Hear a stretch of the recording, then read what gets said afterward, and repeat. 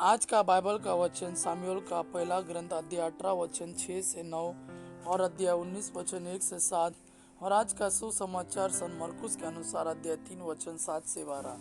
सामुएल का पहला ग्रंथ अध्याय 18 वचन 6 से 9 और अध्याय 19 वचन 1 से 7। जब दाऊद फिलिस्ती को मारने के बाद सेना के साथ लौटा तो स्त्रियां इजराइल के सब नगरों से निकलकर नाचते गाते डफली और झांझ बजाते और जयकार करते हुए राजा साउल की अगवानी करने गई। वे नाचती हुई ये गा रही थी, साउल ने सहस्रों को मारा और दाऊद ने लाखों को। साउल यह सुनकर बुरा मान गया और बहुत अधिक क्रोध हुआ। उसने अपने से कहा, उन्होंने दाऊद को लाखों दिया और मुझे केवल सहस्रों को। अब राज्य के सिवा उसे किस बात की कमी है? उस समय से साउल दाऊद को ईर्ष्या की दृष्टि से देखने लगा। साउल ने दाऊद की हत्या के विषय में अपने पुत्र योनातान और अपने सब दरबारियों से बातचीत की। साउल का पुत्र योनातान दाऊद को बहुत प्यार करता था,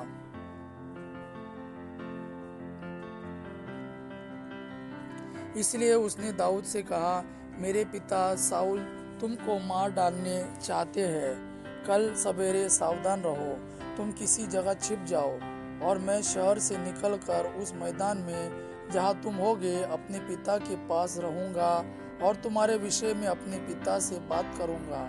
जो कुछ मालूम होगा मैं तुम्हें बता दूंगा। योनातान ने दाऊद का पक्ष लेकर अपने पिता से यह कहा, राजा अपने सेवक दाऊद के साथ अन्याय ना करे, क्योंकि उसने आपके विरुद्ध कोई पाप नहीं किया। उल्टे उसने जो कुछ किया उससे आपको बड़ा लाभ हुआ।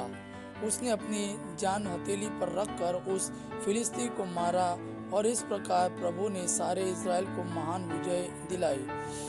आपने यह देखा और आनंद मनाया। अब आप क्यों अकारण ही दाऊद को मार कर निर्दोष रक्त बहाना चाहते हैं? साउल ने योनातान की बात मान ली और शपथ खाकर कहा, जीवंत ईश्वर की शपथ, दाऊद नहीं मारा जाएगा। इसके बाद योनातान ने दाऊद को अपने पास बुलाया और उसे यह सभी बातें बताई। योनातान दाऊद को साउल के पास ले आया और वह फिर पहले की तरह साउल के साथ रहने लगा। आज का सुसमाचार सन मरकुस के अनुसार अध्याय 3 वचन 7 से 12। ईसा अपने शिष्यों के साथ समुद्र के तट गए। गलीलिया का एक विशाल जन समूह उनके पीछे पीछे हो लिया। यहूदिया, यरूशलेम, इदुमिया, यरदन के उस पार और तीरुस तथा सीदोन के आसपास से सभी लोग, बहुत से लोग उनके पास इकट्ठे हो गए, क्योंकि उन्होंने उनके कार्यों की चर्चा सुनी थी। भीड़ के दबाव से बचने के लिए ईसा ने अपने शिष्यों से कहा कि वे एक नाव तैयार रखें, क्योंकि उन्होंने बहुत से लोगों को चंगा किया था और रोगी उनका स्पर्श करने के लिए उन पर गिरे पड़ते थे। अशुद्ध आत्मा ईसा को देखते ही दंडवत करते और चिल्लाते थे, आप ईश्वर के पुत्र हैं। किंतु वह उन्हें यह चेतावनी देते थे कि तुम मुझे व्यक्त मत करो। यह प्रभु का वाणी है। प्रभु को धन्यवाद। आबा पिता की महिमा और पुत्र यीशु का प्रेम आप पर सदा सर्वदा बना रहे। आमेन।